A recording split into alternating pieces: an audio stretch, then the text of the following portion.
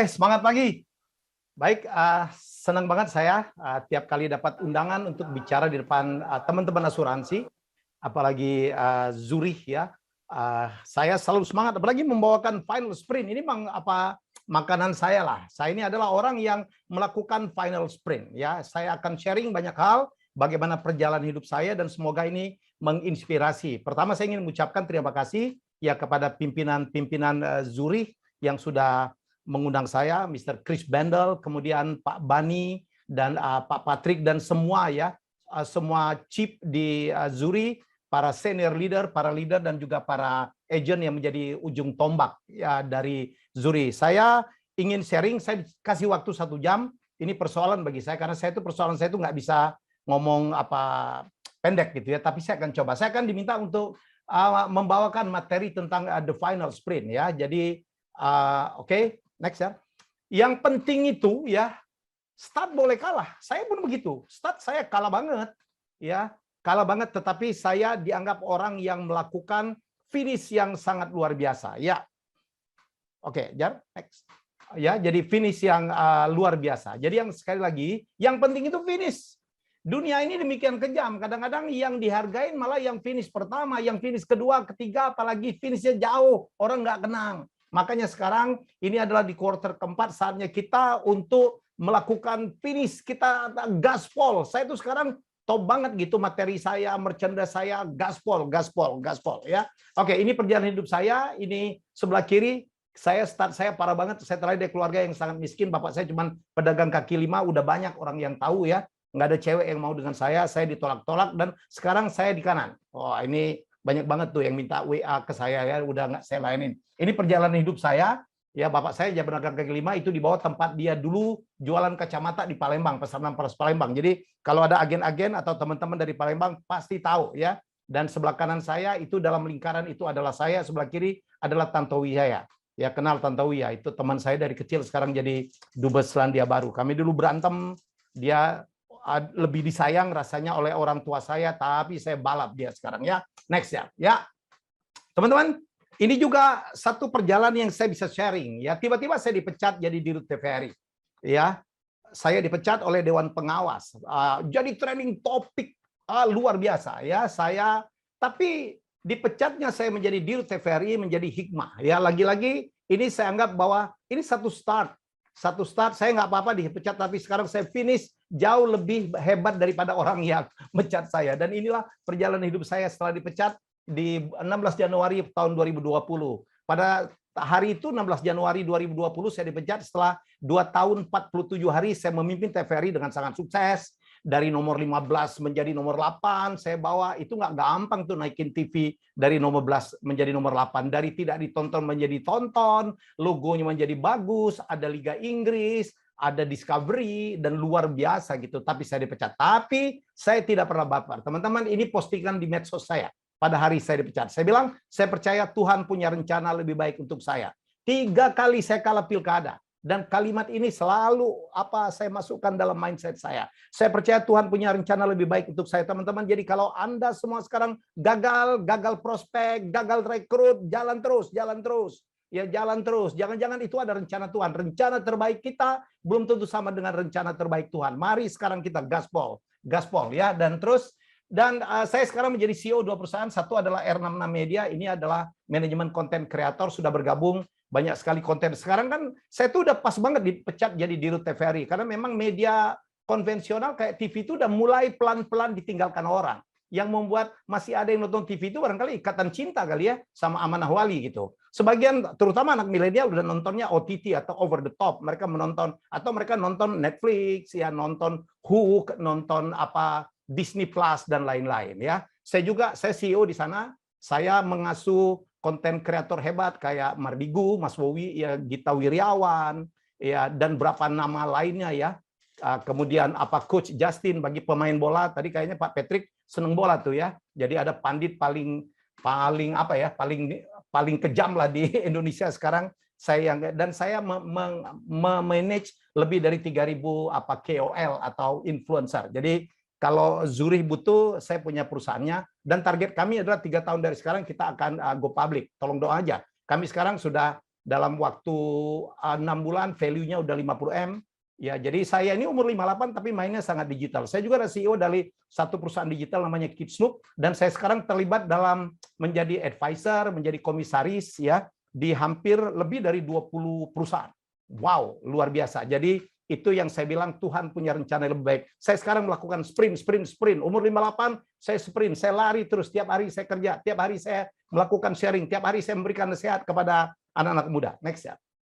Ya, ini tiba-tiba saya menjadi content creator. Saya punya YouTube sekarang, penontonnya, ya subscribernya udah 890.000. Nggak gampang ya mencari subscriber sejumlah itu dalam waktu sekitar 1 tahun. Saya pernah bikin konten dengan Mas Wowi itu yang nonton 4,6 juta dan sebagainya. Raffi Ahmad 3 juta. Jadi orang kaget karena ada orang tua yang tidak lagi milenial sekarang ternyata berjaya di dunia per-YouTubean. Dan terus ya, dan saya akhirnya juga punya IG yang cukup powerful, subscribe followernya 150.000, dan saya baru bikin TikTok.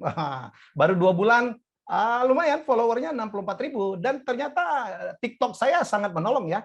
Ya, yang penting saya tetap sesuai dengan branding saya. Orang TikTok berjoget-joget, saya anti banget berjoget. Saya pikir that's not me.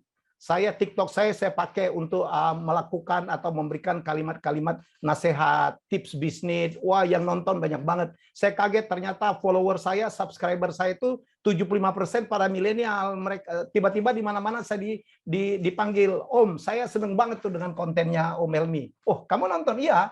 Padahal yang saya pikir yang nonton saya adalah seumur saya, orang seumur saya. Ternyata tidak. Yang nonton saya adalah para milenial ya. Tiba-tiba konten-konten saya dicuplik, disebarkan kemana-mana, ke grup MLM, ke grup-grup bisnis, mungkin juga ke teman-teman asuransi. Ada yang izin, ada yang kagak.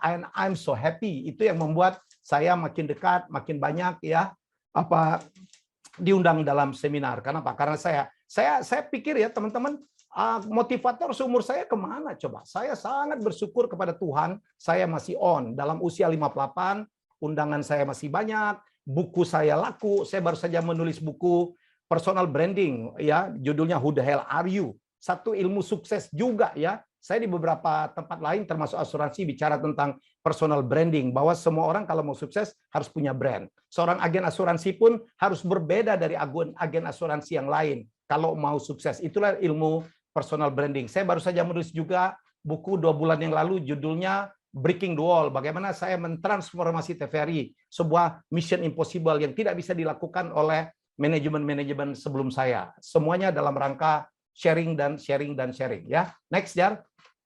Baik, tiba-tiba saya tahun 2020 itu ya dinobatkan sebagai content creator top 10 Indonesia, bersanding dengan para milenial-milenial. Anda lihat daftarnya ya. Ini yang bikin Forbes lah ya, dengan Atta Lintar, Bintang Emon, David Brandy, ya, Jazz No Limit, Kui Entertainment, ini punya Raffi Ahmad, Raditya Dika, kemudian Tahi Lalat, Tasha Farasha, dan Weird Genius. Saya paling muda tuh di antara top 10 itu. Jadi menurut saya ini alhamdulillah, saya itu harus bersyukur. Lagi-lagi I make my own finish. Saya tidak pernah mempermasalahkan saya startnya parah banget. Start saya parah banget teman-teman ya.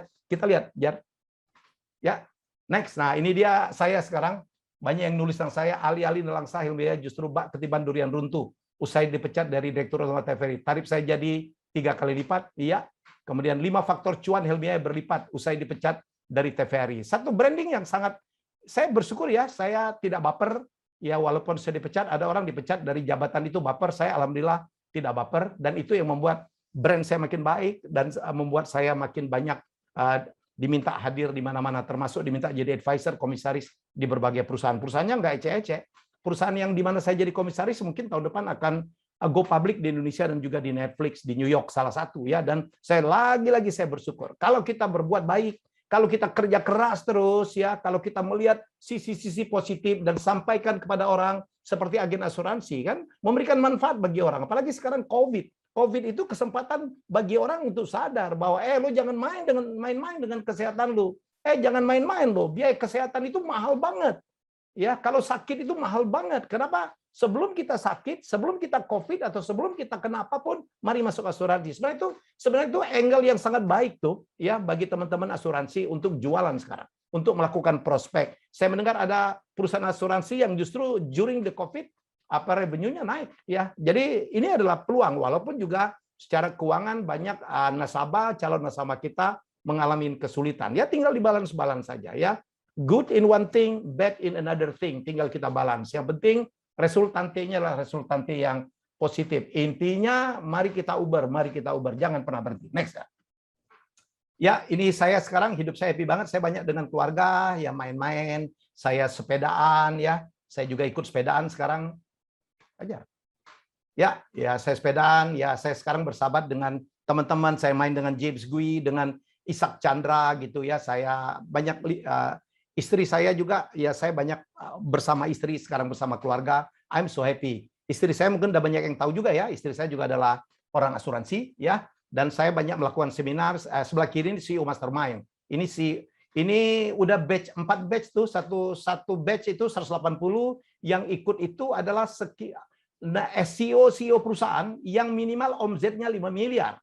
Ya, ini tiap kali kita bikin ini penuh. Ada yang ikut 2 kali, ada yang ikut 3 kali. Kenapa? Networknya luar biasa. Saya sekarang menjadi pembina dari Asosiasi CEO Mastermind. Anda lihat coachnya, ada saya, ada Gita Wirawan, ada Sandi Uno, ada Mas Wowi, dan juga ada Bong Chandra. Kita punya udah 600 alumni, so strong. Teman-teman, ya Desember kita bikin lagi nih, batch 5, tanggal 3, 4, 5. Sebenarnya banyak sekali orang mencari network.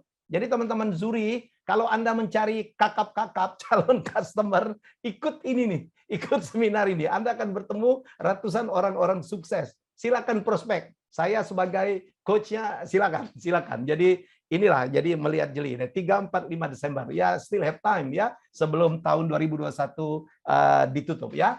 Teman-teman, next, Jar.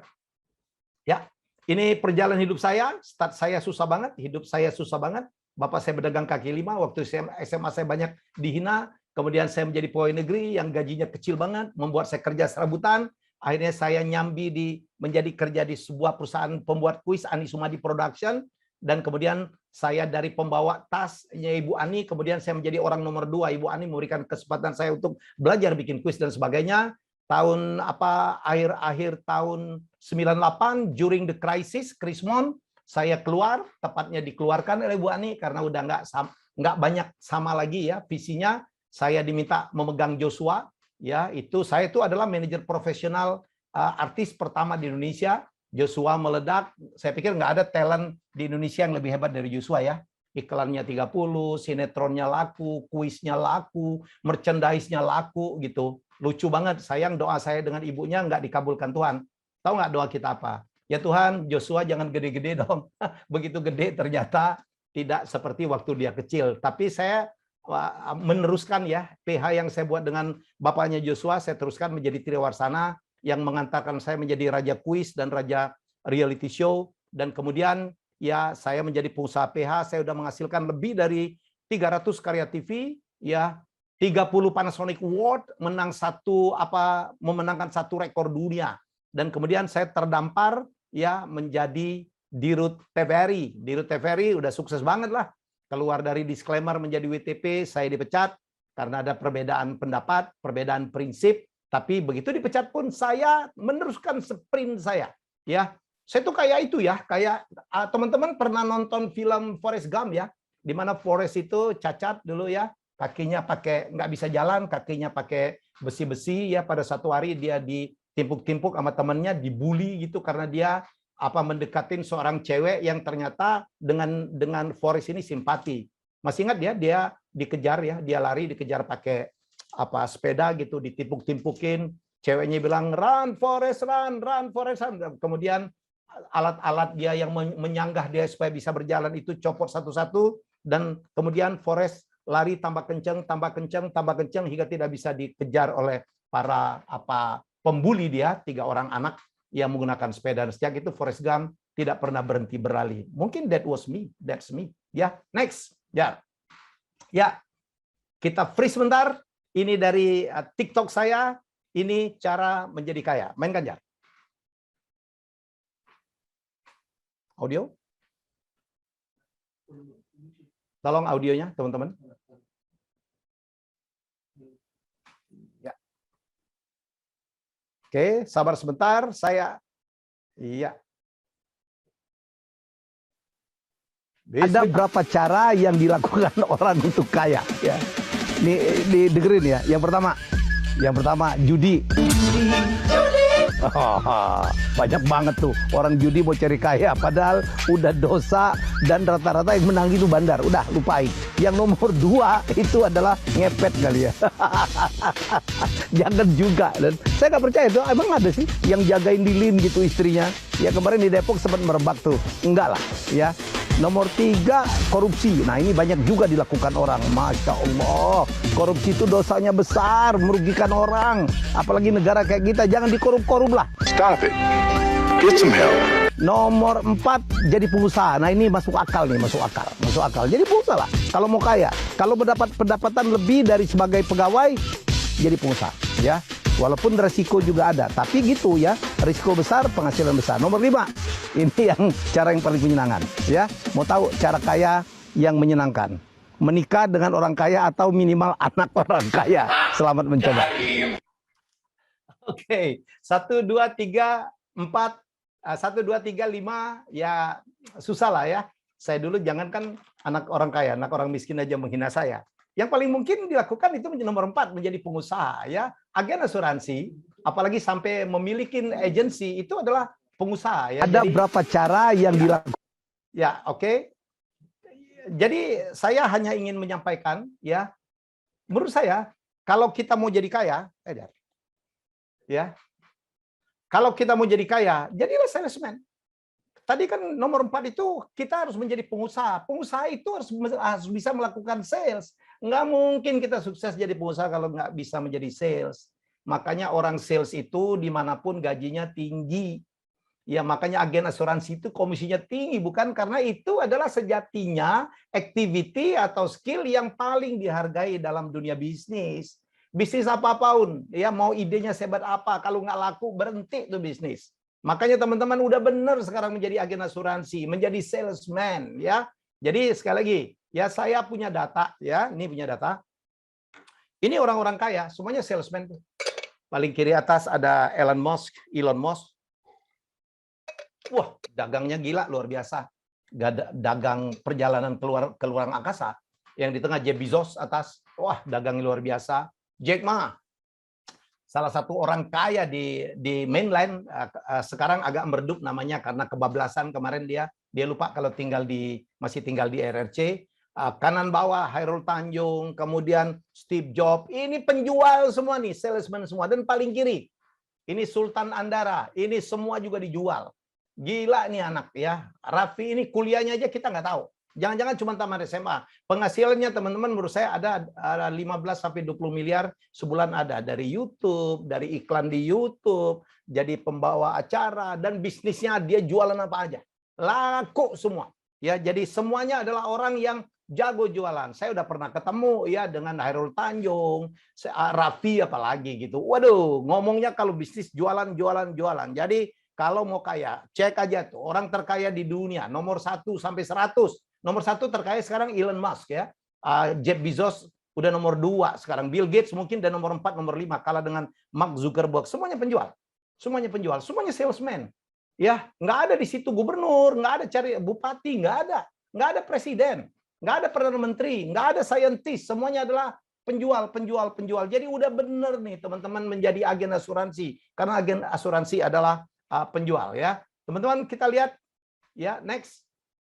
Kenapa penjual itu paling top ya? Ini earning process. Saya akuntan, saya tamatan stan ya. Ini ada berapa activity sebelum produk itu sampai ke konsumen. Ada pembuat ide itu nggak kayak amat teman-teman. Ya nggak kayak amat ya. Habis ide didesain. Pendesain pun dibayarnya cuma sejumlah tertentu. Habis itu produksi, yang melakukan produksi. Ini yang rasanya mungkin paling kecil. Ya, yang paling kaya, yang paling banyak dapat duit itu adalah penjual. Ini kita lihat nih, Nike. Ya, pendesainnya siapa? Ini cuma mahasiswa, cuma dikasih $35. Tapi yang paling kaya itu adalah yang punya Nike, yang jualan. Padahal Nike itu yang memproduksi pabrik-pabrik di Vietnam, di Indonesia, ya, di Tangerang, di Bekasi. Tahu nggak berapa satu pair Nike? Kalau kita nanti diajak, saya dengar mau diajak ke Dubai, ya mau diajak ke Budapest, masuk ke showroom Nike, Satu Nike itu rata-rata $100. Ya, begitu dilihat made in Vietnam atau fabrik in Indonesia. Ya, $100, €100. Pabriknya di Bekasi paling dapatnya $18. Padahal yang memproduksi loh. Ya, jadi sekali lagi siapa yang paling banyak dapat uang, dapat keuntungan, dapat cuan adalah penjual. Oleh karena itu, mari kita jadi penjual. Saya dapat beberapa contoh juga ya. Kita lihat contoh ini. Kopi. Kopi itu kan asalnya Indonesia.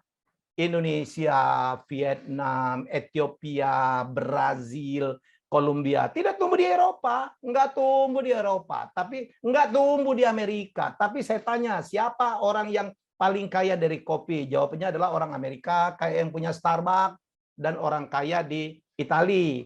Ya, ingat nggak ya, seluruh kopi itu kan namanya kan Italia semua, espresso, cappuccino, ya, frappuccino, ya semuanya tuh. Ya, padahal mereka tidak punya kopi. Mereka tuh cuma jago jualan, kita cuma jago produksi. Ya, makanya mari kita keluar ya. Jangan terlalu fokus di produksi, biarin orang lain. Kalau kita mau kaya, kalau kita mau hebat, cuannya paling banyak, jadilah penjual ya. Jadi itu dia ya. Ini juga nih. Ya, Anda tahu pembuat dari McDonald ini ada dua bersaudara itu, Richard McDonald dan Maurice McDonald. Mungkin pernah nonton film The Inventor kalau nggak salah ya. Yang kaya itu Roy Kroc. Roy Kroc ini ahli jualan. Dialah yang memperkenalkan sistem franchise itu. McDonald bersaudara, pembuat burger yang maha empuk itu miskin. Dia cuma punya satu outlet. Yang kaya adalah Roy Kroc, yang orang jualannya. Jadi berhentilah ya diproduksi. Mari kita menjadi penjual. Coca-Cola juga gitu. Yang membuat kan John Pemberton. Ini John Pemberton. Ya idenya luar biasa. Ini kan dulu obat sakit kepala di Atlanta, nggak laku. Ya akhirnya dia jual cuma $125 tuh penemuannya, dibeli oleh sekelompok pengusaha. John Pemberton ini jual nih. Ini dulu kan sirup obat sakit kepala. Yang kaya itu adalah orang yang punya ide bagaimana ya sirup yang enak ini bisa keluar Atlanta. Makanya timbul kalau gitu dia harus dibatolkan ya, kemudian dikalengkan. Adalah perusahaan pembotolannya yang kaya. Kalau dilihat di Indonesia pun namanya Amatil Bottling Company. Jadi orang yang paling kaya itu adalah orang yang membuat Coca-Cola bisa dijual, lagi-lagi dijual di seluruh dunia. John Pemberton tuh meninggal dalam keadaan miskin banget. Jadi sekali lagi, ini saya dengan kakak saya pernah ke museum Coca-Cola di Atlanta, ya. Dan ini juga, ya paling kiri itu adalah Steve Jobs, kaya banget dia, pencipta Apple, pencipta macam-macam itu. Sebenarnya bukan dia menciptakan, yang menciptakan itu lagi sebelah kanan tuh, Steve Wozniak. Ya, semua orang tahu Steve Jobs jauh lebih kaya daripada Steve Wozniak. Padahal penciptanya yang memproduksi adalah Steve Wozniak. Jadi berhentilah fokus di produksi, mari kita masuk ke dalam penjualan. Nah, ya, saya teruskan teman-teman. Saya juga salesman, ini saya jualan saya nih.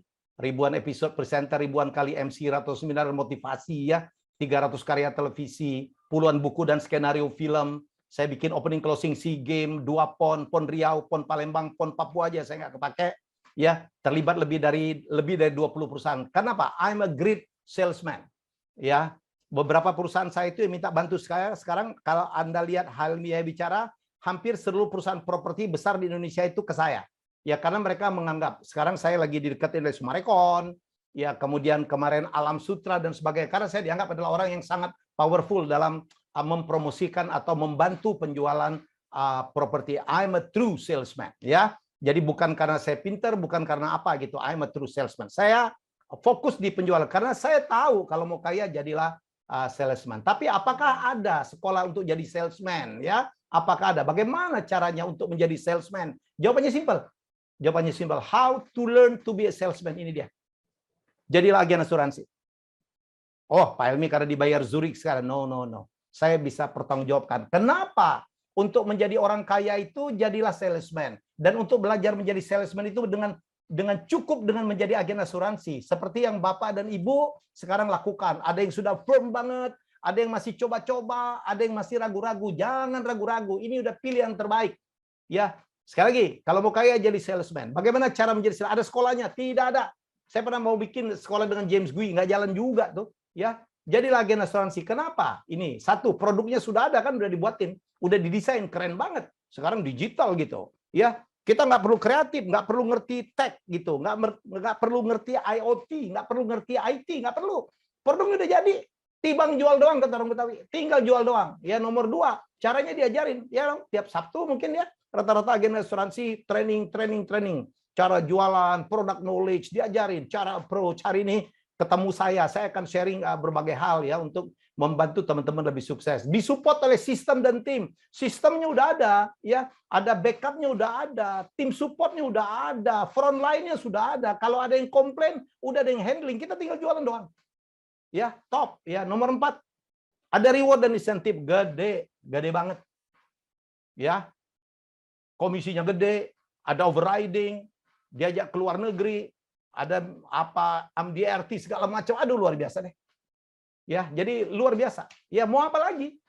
Nggak ada lagi loh profesi yang lebih menyenangkan dari ini. Nomor 4, tidak perlu modal atau tidak perlu kapital. Tempat lain kan perlu kapital, di sini enggak lah. Pokoknya tinggal tekad doang, mau kerja nggak? Mau bergerak nggak? Ya, dengan menjadi agen asuransi. Lagi pula teman-teman, kalau teman-teman bisa menjual asuransi, sebuah polis yang tulisannya kecil-kecil banget gitu ya. Cuman beberapa kertas gitu, ya. Klien kita, nasabah kita sign di situ. Kalau teman-teman itu kan cuma menjual sebuah promise, sebuah janji. Kalau terjadi kejadian nanti akan begini. Kalau nanti terjadi ya apa kejadian yang diperjanjikan nanti akan dapat ini. Ya, kan cuma jual janji itu. Kalau teman-teman sudah bisa menjual hanya berlembar kertas, cuma menjual janji, saya percaya jual apapun bisa. Jual mobil, gampang. Mobilnya kelihatan bisa test drive. Jual rumah, gampang. Rumahnya bisa ada rumah contoh. Ya, jadi sebenarnya kalau kita udah bisa menjual polis asuransi, kita akan bisa menjadi salesman. Makanya teman-teman, ya jangan pernah berhenti, jangan pernah memikirkan yang lain. Ya, tema kita sekarang adalah transform action. Firm lah, insya Allah.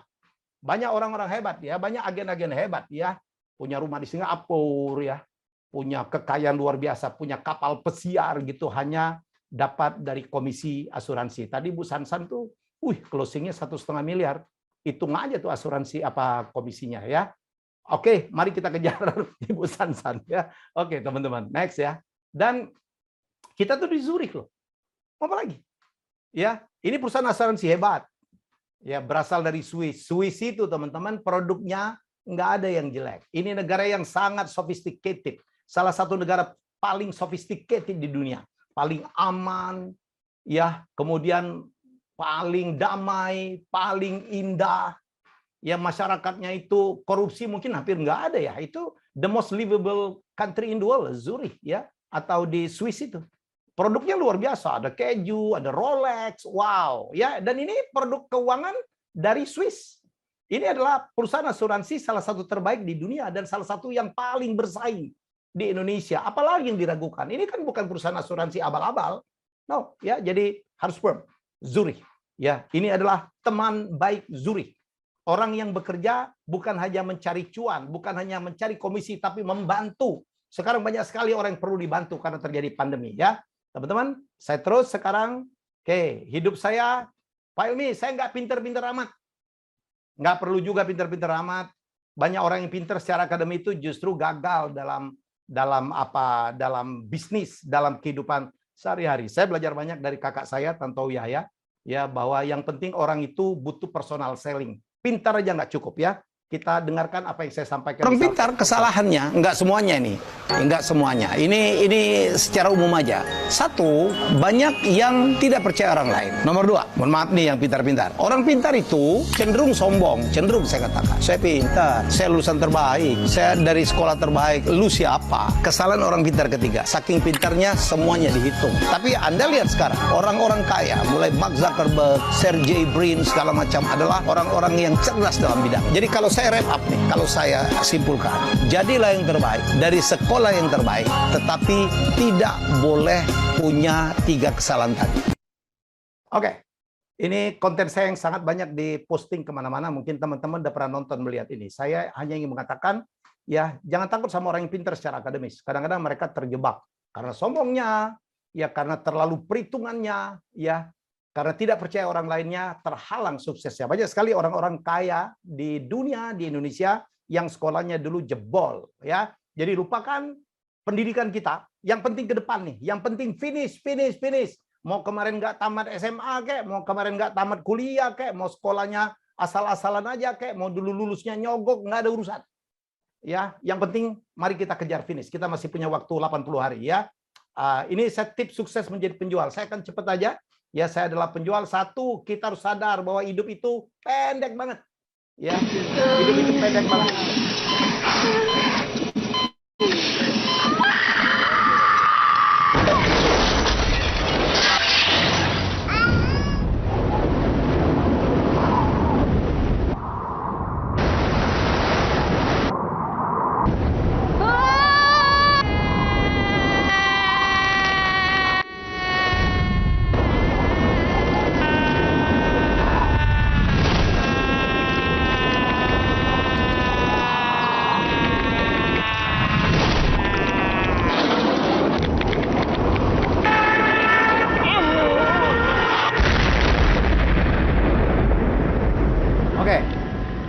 Life is short, hidup itu pendek, jangan sia-siakan waktu. Nonton konten saya, ya. Saya menyampaikan, mendelivery apa yang disampaikan oleh Jack Ma. Pada umur-umur tertentu memang apa yang harus dilakukan. Apalagi masih muda-muda, kepala dua, waktunya belajar, waktunya kencang-kencang. Tapi bukan berarti melupakan santai, ya. Saya adalah orang yang menyampaikan work hard, play hard. Waktunya kerja, waktunya bermain. Dan asuransi memberikan itu. Setelah Anda kerja keras, Anda akan diajak jalan-jalan. Ya, jadi Anda akan di reward dengan komisi yang sangat besar. Silakan manfaatin. Mau beli Ferrari kayak, mau beli Lamborghini, terserah mau beli Tesla, silakan. Nggak ada yang menghalangin. Dan itu bukan uang korupsi. Nggak bakal diintip-intip oleh KPK dan sebagainya. Semuanya adalah uang halal. Ya, oke teman-teman.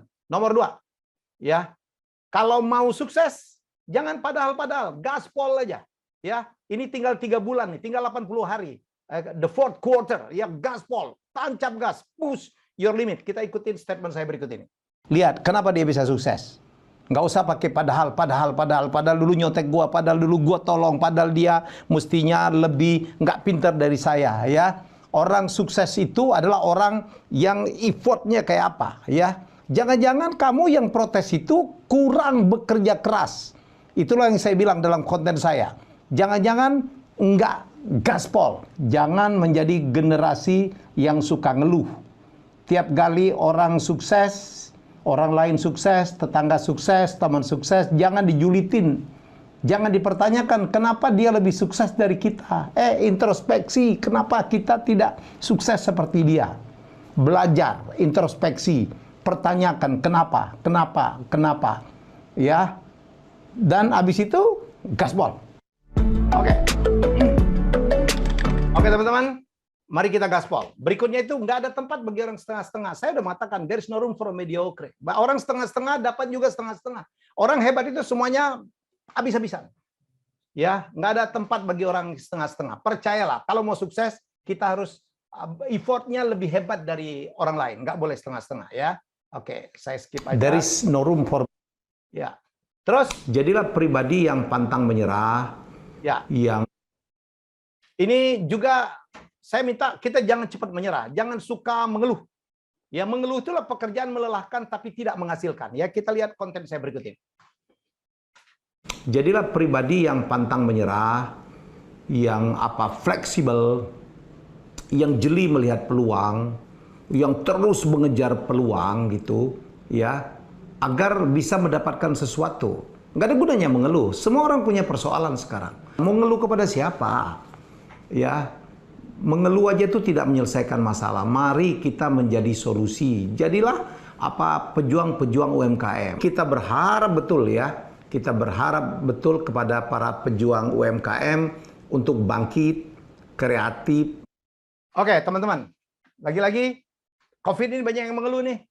Ada yang dipecat, ada yang kehilangan pekerjaan. Mengeluh itu tidak selalu menyelesaikan solusi karena semua orang punya persoalan. Orang nggak suka dengan orang mengeluh. Mari kita berbuat satu, banyak peluang. Jadi agen asuransi. Yang sudah jadi agen asuransi, jangan sia-siakan. Ya, banyak yang sukses. Selama COVID ini banyak yang sukses. Karena sekarang orang menjadi makin butuh. Makin sadar butuhnya polis. Makin sadar butuhnya produk asuransi. Asal tahu caranya aja. Ya, Dan jangan lupa, hanya pemenang yang akan dikenang. Gaspol, gaspol, gaspol. Ya, ini masih 80 hari. Ya, jadilah pemenang ya, karena hanya pemenang yang dikenang. Saya lihat contoh berapa ya. Kita lihat ini. Ya, nih Muhammad Ali, medali emas di Olimpiade Roma. Siapa yang dia kalahin? Nggak ada yang tahu. Who care? Dia mengalahkan adalah orang petinju dari Polandia. Namanya susah, namanya gampang aja kita nggak ingat. Ya, kita lihat teman-teman yang berikut ini. Ya, juga Usain Bolt. Ya, ini medali emas lari 100 meter. Siapa yang dia kalahin? Waktu dia ngalahin merebut juara dunia. Nggak tahu orang. Padahal mungkin sepersekian detik aja. Ya, jadilah pemenang. Susi Santi dapat medali emas. Ya, di Barcelona. Siapa yang dia kalahin? Orang nggak ada yang peduli itu. Ternyata pebulu tangkis Korea. Ini juga nih. Ya, Grecia Poli dan Apriliani. Siapa yang dia kalahin? Nggak ada peduli orang. Makanya jadilah pemenang, jadilah pemenang. Ya, sekarang masih punya waktu. Ya, berkompetisilah. Minimal menang melawan target sendiri nih. Ya, oke, jangan cepat puas. Ya, jangan kayak ini, jangan cepat celebrate. Padahal ini belum tutup nih. Masih ada 80 hari. Lihat ini ya, pembalap berikut ini dia pikir dia menang, dia lengah, dia kalah. Main nggak?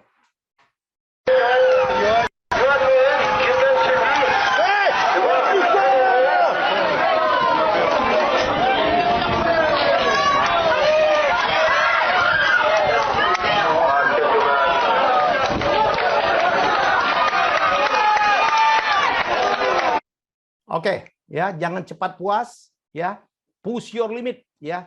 Dan berikutnya harus kreatif. Kreatif itu dalam asuransi kalau mendekatin calon nasabah itu, memprospek itu, ya cari cara lain dong. Cara yang tidak duga, ini orang asuransi, ini mau prospek gua gitu. Ya, jadi itu banyak hal. Tanya dengan apa leader-leadernya, ya, tanya bagaimana cara mendekatin. Mungkin harus masuk komunitas. Nggak harus kalau ketemu orang langsung jualan, ya. Jadi itu saya pernah ceritain nih. Ini permintaan Pak Ferry, dia bilang, Pak Helmi tolong ceritain yang itu tuh, yang ada tetangga Pak Helmi yang prospek Pak. Dulu ya, saya kan kalau pagi-pagi waktu saya tinggal di Kemang Pratama, itu ada tetangga saya tiap pagi, saya baca koran dia datang. Saya tahu dia baru bergabung dengan agen asuransi, ya. Tapi dia nggak prospek saya tuh. Dia ngomong, dia nanya, bagaimana Pak? Siapa berani Pak? Bagaimana gitu? Bagaimana usaha Bapak? 7 kali dia, tiap pagi dia datang, gue mah capek juga. Bapak ini kan mau prospek saya ya. Dia bilang, iya Pak, tapi gue bingung dari mana. Gue beli itu dia. Pertama simpati, dan gue suka dengan cara yang sangat kreatif. Nomor 3, alasan yang lebih jujur supaya gue nggak diganggu lagi baca koran. Jadi whatever it is. Whatever it is. Anda harus punya cara. Ada teman saya dulu agen asuransi, tiap hari kemana-mana dia bawa ini, kain apa tuh? Kain kafan. Ya tiap kali ada di lorong gitu, ada bendera kuning, dia datang tuh.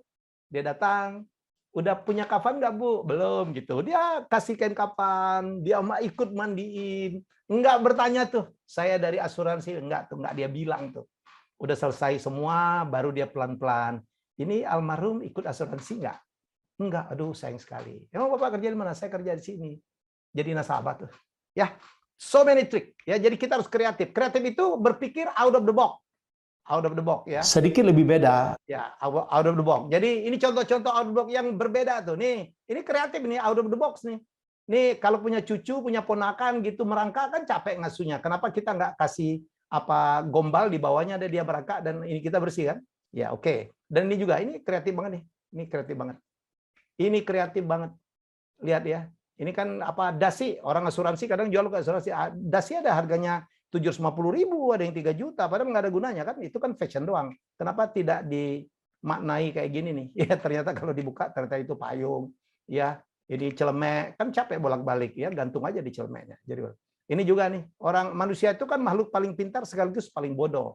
Makan mie mau yang panas tetapi ditiup, kenapa nggak dibuat kayak gini nih ya? Jadi niupnya pakai banyak sekali ide-ide kreatif untuk ibu-ibu yang jablay gitu, kan bisa pakai apa? Sarung kayak gini nih untuk bantal apa guling kayak gini ya, bisa diganti-ganti. Untuk bapak-bapak yang jablay juga gitu ada bantal ya, serasa dipangku oleh siapa gitu. Ini kemarin kan banyak ini kan banyak harus pakai sarung. Ini menarik banget nih. BH gitu kalau ada asap atau sekarang lagi Covid begitu dibelah 2 menjadi masker. Ini invention yang sangat menarik. Banyak sekali ide-ide kreatif ya. Pikirkan dan kita harus mau berubah. Harus mau berubah. Sekarang udah digital. Lihat nih. Schon vom 21. Jahrhundert gehört? Ya, orang udah pakai komputer, dia pakai komputer.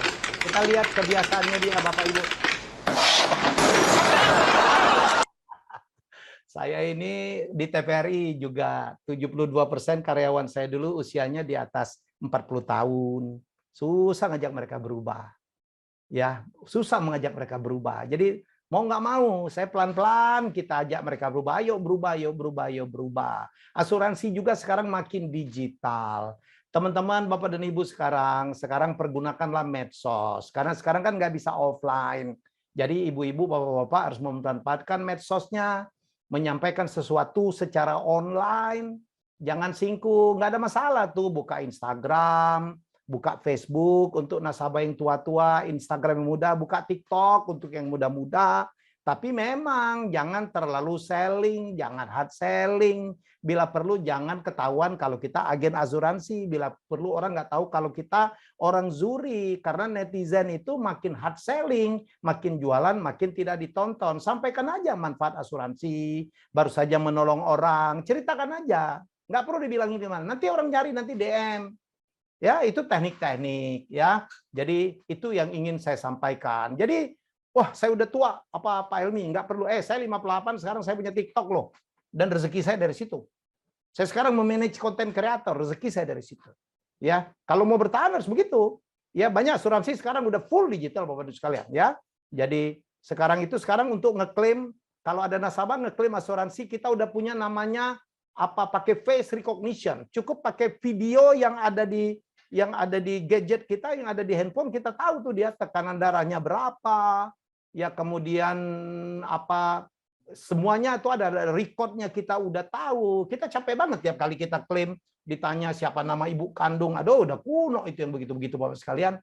Stres levelnya udah ketahuan. Mari, dan saya percaya bahwa Zuri akan makin lama makin modern, makin digital, makin digital. Dan ini quote saya juga, burung yang sama akan hinggap di yang sama. Dia seharusnya sudah begitu. Ya, teman-teman, terdiri orang-orang yang mau sukses, leadernya sukses. Leader yang sukses itu kalau dia punya yang dia rekrut itu, yang leadernya itu sukses. Ya, di situ asuransi begitu. Kalau di luar belum tentu begitu. Banyak bos yang tidak happy kalau anak buahnya atau stafnya lebih hebat. Di asuransi kan nggak begitu. Karena ada overriding dan sebagainya. Ayo, ini udah burungnya udah di dahan yang sama nih. Ya, jadi nggak perlu lagi ya mencari burung. Yang tinggal Bapak dan Ibu mencari burung-burung yang lain, komunitas yang lain untuk prospek. Bila perlu ikut kelompok sepedaan, bila perlu main golf, driving minimal, bila perlu mungkin main Harley, kan di situ akan ada potensi-potensi yang luar biasa. Kita harus masuk ke dalam komunitas yang benar ya teman-teman. Apa pemilihan? Next, dan jangan cepat puas ya. Berapa menit lagi saya? Tinggal pendek ya, 5 menit lagi. Mungkin ini saya skip aja ya. Kita akan ya. Saya diminta untuk menyampaikan makna dari transform action ya, yaitu transformasi, firm dan action. Kita mulai transformasi. Saya bersyukur karena saya baru saja melakukan transformasi untuk TVRI. Barangkali kita lihat dulu bagaimana transformasi yang terjadi pada TVRI ya, dari logo yang lama, menjadi spirit yang baru.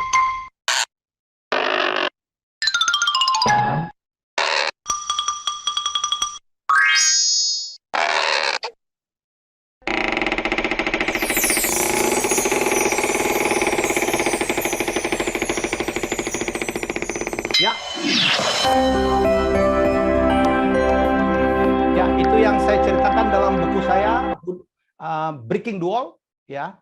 Jadi mungkin saya akan kasih buku saya Breaking the Wall ya, untuk saya nggak tahu deh panitia untuk diberikan ke siapa. Ya, ini pelajaran transformasi karena saya senang banget karena saya melihat bahwa Zuri juga melakukan transformasi, perbaikan struktur, perbaikan mungkin sistem bonus dan sebagainya, perbaikan dalam IT ya. Jadi saya melihat sendiri, saya kemarin diskusi dengan pimpinan, ada struktur baru ya untuk yang lebih simpel. Jadi karena transformasi sekarang itu adalah menyederhanakan.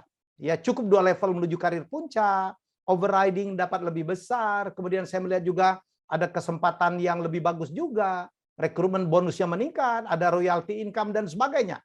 Selalu dilakukan perubahan-perubahan. Jadi udah benar nih, udah dibenar. Perubahan yang menuju yang lebih baik. Ya, mari kita sambut. Dan ke nomor 2 adalah firm. Zuri itu udah firm lah, Bapak dan Ibu nggak usah pindah lah ke tempat lain, bekerja lain. Udah benar ini. Ini adalah perusahaan asuransi salah satu yang terbaik di Indonesia. Di dunia juga salah satu yang paling terkemuka. Sudahlah. Ya, mantap-mantap di sini. Jangan kemana-mana lagi ya. Zuri. Nggak malu tuh jadi orangnya Zuri ya. Teman baik Zuri ya. Nomor 3, action. Saatnya action ya. Rekrut, prospek. Masih ada 80 hari, ayo ngebut ya. Kenapa? Sudah menanti itu bonus-bonus yang luar biasa ya. Ya, ekstra komisi ya, kemudian ekstra gila paket-paketnya luar biasa ya. Kemudian rekruter dapat ekstra overriding. Ini ayo manfaatkan dan ada dapat amazing journey Dubai ke Budapest, Vienna. Kalau Mr. Chris Bendel, you need someone to be the guide. I'll be the best guide because I'm a traveling man. Jadi, ayo, mari kita berjumpa di Dubai, mari kita bercinta di Budapest, mari kita berjumpa di Vienna. Ayo kejar. Yang belum sampai target Uber ya. Jadi rekrut, prospek. Ada program NDRT yang sangat luar biasa tadi yang udah disampaikan oleh Patrick ya, Bu Lisa dan sebagainya ya. Jadi teman-teman, sekali lagi, start boleh kalah, yang penting finishnya. Apalagi kalau startnya udah menang ya, jangan sampai finishnya loyo seperti kata Bu Lisa. Ya itulah motivasi saya. Sayang waktu saya habis, tapi saya pikir cukup ya. Gaspol yang penting, gaspol itu istilah saya banget, gaspol ya. Dan saya kembalikan kepada MC. Terima kasih. Semoga Anda sukses semua. See you in Budapest.